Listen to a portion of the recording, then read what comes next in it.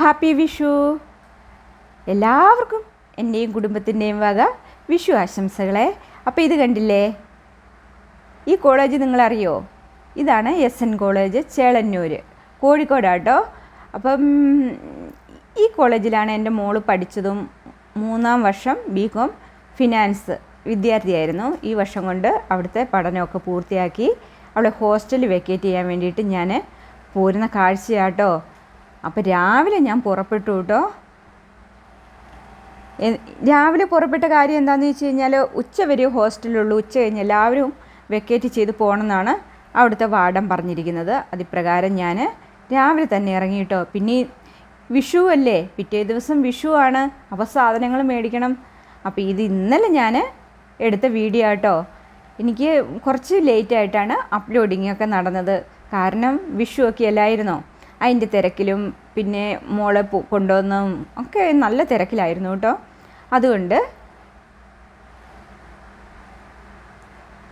ഇപ്പോഴാണ് ഞാനിത് അപ്ലോഡിങ്ങിൽ ഇട്ടത് കേട്ടോ. പിന്നെ വിഷുവിന് വേണ്ടിയിട്ടുള്ള ഫുഡൊക്കെ ഉണ്ടാക്കിയ വീഡിയോ ഞാൻ എടുത്തിട്ടുണ്ട്, ചെറിയ കാര്യങ്ങളൊക്കെ. അത് ഞാൻ നാളെയും കാണിച്ചു തരുന്നതായിരിക്കും കേട്ടോ. അപ്പോൾ ഈ വീഡിയോ ആദ്യം നിങ്ങൾക്ക് വേണ്ടിയിട്ട് സമർപ്പിക്കാമെന്ന് കരുതിയേ.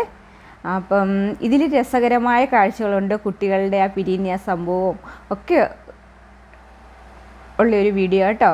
അപ്പോൾ എല്ലാവരും അവസാനം വരെ കാണണേ.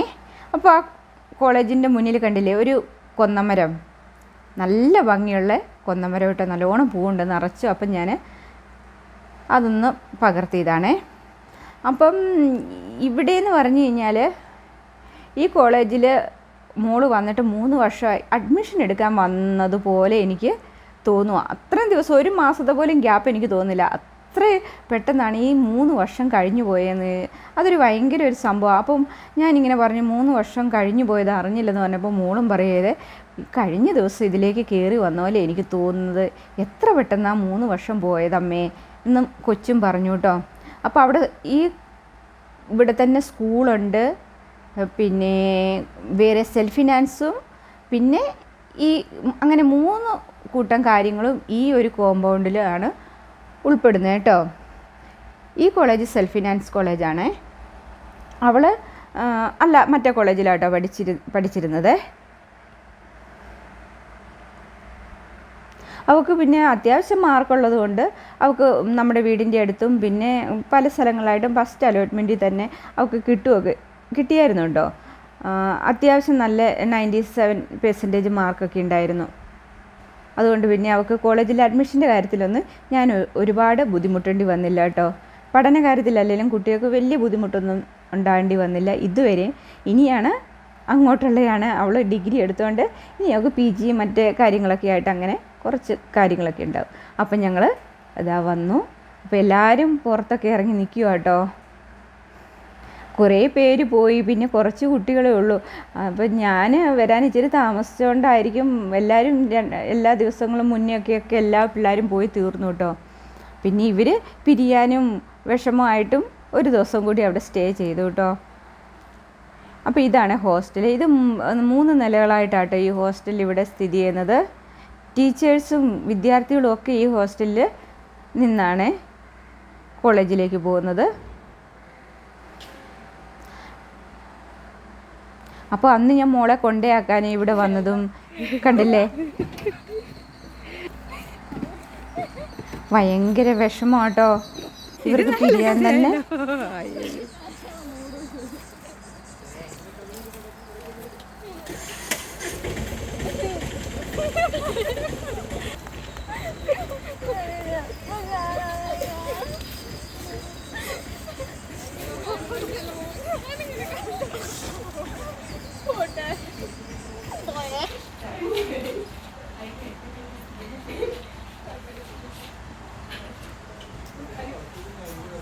അപ്പോൾ മോളെല്ലാവരെയും കെട്ടിപ്പിടിച്ച് കരയും കേട്ടോ. അപ്പോൾ എനിക്കും വിഷമമായി കേട്ടോ.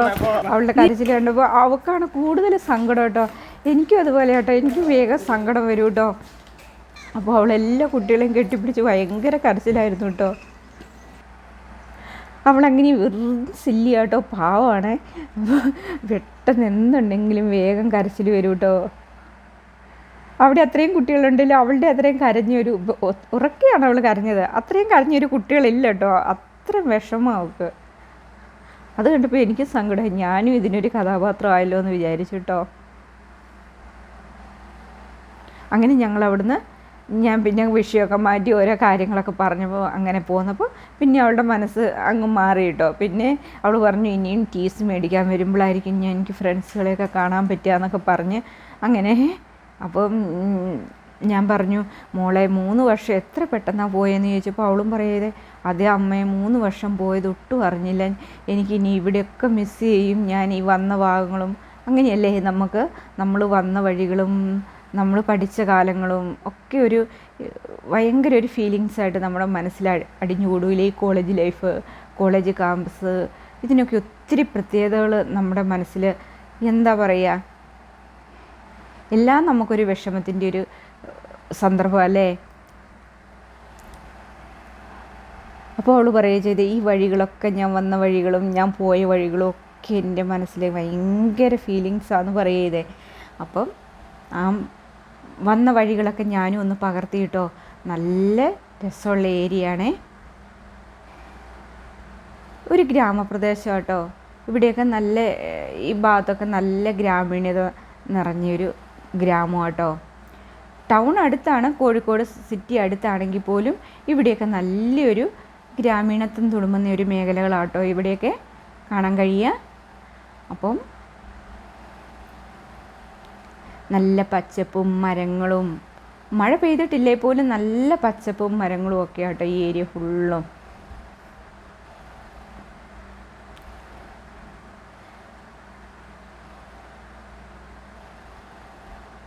വീടുകളുടെ മുന്നിൽ മുഴുവനും ബോഗൺവില്ലകളാണ് നട്ടുപിടിപ്പിച്ചിരിക്കുന്നത് എല്ലാ വീടിൻ്റെ. അപ്പോൾ എനിക്ക് നല്ല കൗതുകം തോന്നി കേട്ടോ.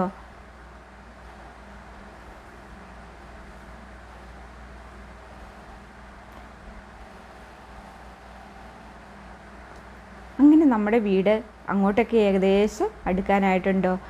REC വന്നു കഴിഞ്ഞ് കഴിഞ്ഞാൽ ഇവിടെയാണ് നമ്മുടെ എൻജിനീയറിംഗ് കോളേജില്ലേ, അതാട്ടോ ഇത്. നിങ്ങൾ കേട്ടിട്ടുണ്ടാവും. ഏതൊക്കെയോ രാജ്യത്തു നിന്നും എവിടുന്നൊക്കെയോ വന്ന് കുട്ടികൾ ഇവിടെ വന്ന് പഠിക്കുന്നുണ്ട് കേട്ടോ. ഇതര പിന്നെ കേരളത്തിലെ എല്ലാ ജില്ലകളിൽ നിന്നുള്ള കുട്ടികളും ഒക്കെ ഇവിടെ വന്ന്, പിന്നെ അന്യ സംസ്ഥാനത്തു നിന്നും വരുന്നുണ്ടെന്ന് എനിക്ക് തോന്നുന്നത്. ഇവിടെ വന്ന് പഠിക്കുന്നുണ്ട്. ഭാഷ അറിയില്ലാത്ത, നമ്മുടെ ഭാഷയല്ലാതെ സംസാരിക്കുന്ന കുട്ടികളൊക്കെ ഇഷ്ടം പോലെ ഇവിടെയുണ്ട്. എനിക്ക് തോന്നുന്നത് ഇവിടെ കേരളത്തിൻ്റെ പുറത്തു നിന്നുള്ള വേറെ ഇതര സംസ്ഥാന കുട്ടികളൊക്കെ ഇവിടെ വന്നിരുന്ന് പഠിക്കുന്നുണ്ട് കേട്ടോ. അങ്ങനെ ഞാൻ സാധനങ്ങളൊക്കെ മേടിക്കാൻ കയറി. ഞാൻ പറഞ്ഞില്ലേ ഞാൻ വിഷുവായിട്ട് അങ്ങനെ പർച്ചേസിങ്ങിനൊന്നും പോയിട്ടില്ലായിരുന്നു. പിന്നെ ഞാൻ കുറച്ച് സാധനങ്ങളൊക്കെ മേടിച്ചു കേട്ടോ കടയിൽ കയറി. അത് ഞാൻ മോളെ വീട്ടിൽ കൊണ്ടേ ആക്കി ഞാൻ ഓട്ടോയ്ക്ക് തന്നെ തിരിച്ചു പോരുക കേട്ടോ ചെയ്തത്. അതിന് വന്നാണ് ഞാൻ സാധനങ്ങളൊക്കെ മേടിച്ചത്.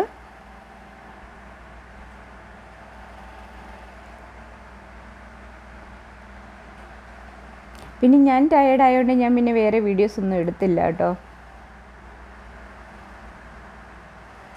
സാധനങ്ങൾ മേടിക്കുന്നതും എടുക്കുന്നതും ഒന്നും എടുത്തില്ല. നല്ല ടയേർഡായിരുന്നു. വെയിലിൻ്റെ ചൂടാണ് പറയണ്ട. വെള്ളം കുടിച്ച് മടുക്കും കേട്ടോ. അപ്പോൾ വീട്ടിൽ വന്നു കഴിഞ്ഞ് അപ്പോൾ അമ്മ ചീര ഉപ്പേരി വയ്ക്കുകയായി അരിഞ്ഞു വെച്ചു കേട്ടോ. ഞാൻ പറഞ്ഞില്ലേ രാവിലെ പോയിന്ന്, അതുകൊണ്ട് വേഗം തന്നെ വീട്ടിലെത്തി. ഉച്ചയ്ക്ക് മുന്നേ ഞങ്ങൾ വീട്ടിലെത്തിയിട്ട് എല്ലാം കഴിഞ്ഞ് ഉച്ചയായപ്പോഴത്തേക്കും അമ്മ ചീരയാണേ അരിഞ്ഞത്. ഇത് നമ്മുടെ നാടൻ ചീരയും പിന്നെ സാമ്പാർ ചീരയും ഒക്കെ കൂട്ടിയിട്ടുള്ള ഒരു ഉപ്പേരിയാണ് കേട്ടോ.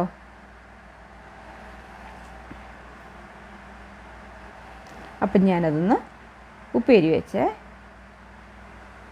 നല്ല പോഷക സമ്പുഷ്ടമാട്ടോ ഇങ്ങനത്തെ കറികളൊക്കെ നമ്മൾ കഴിക്കുന്നത് വഴി. ഞാൻ ഇതിനകത്ത് കിട്ടിയാൽ ഈ ചീരയുടെ കൂടെ ഞാൻ എന്തിൻ്റെ കൂമ്പോ, ഇതിൻ്റെ അടുത്ത് കുറച്ച് പയറിൻ്റെ കൂമ്പും ഒക്കെ ഉണ്ട് കേട്ടോ. അപ്പോൾ എന്ത് കൂമ്പ് കിട്ടിയാലും ഞങ്ങളിങ്ങനെ പറിച്ച് ഉപ്പേരി വയ്ക്കും കേട്ടോ.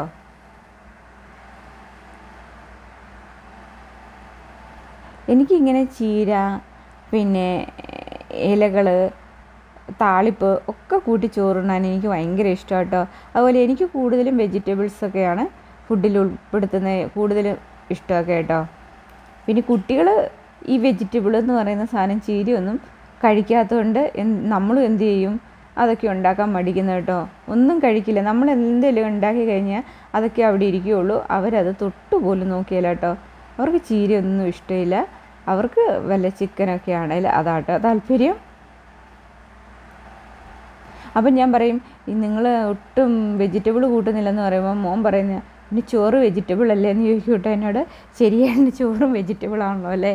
പക്ഷേ വെജിറ്റബിളിന് നമ്മൾ പച്ചപ്പുള്ള ഭക്ഷണം തന്നെ കഴിക്കണം കേട്ടോ, ഈ പച്ച നിറം. അപ്പം വരുന്ന വഴിക്ക് കുറച്ച് മീൻ ഞാൻ മേടിച്ചായിരുന്നു. അപ്പോൾ മോള് കുറച്ച് കൊഞ്ച് മേടിച്ചു, അവൾക്ക് കൊഞ്ച് പൊരിക്കണം എന്ന് പറഞ്ഞിട്ട്. അവൾക്ക് മീൻ എന്ന് പറഞ്ഞു കഴിഞ്ഞാൽ വേറെയുള്ള മീനുകളൊന്നും കൂട്ടുന്ന ഇഷ്ടമില്ല. ഞണ്ട്, കൊഞ്ച്, കൂന്തൽ ഇങ്ങനെയുള്ള സാധനങ്ങളോടാട്ടോ അവൾക്ക് താല്പര്യം.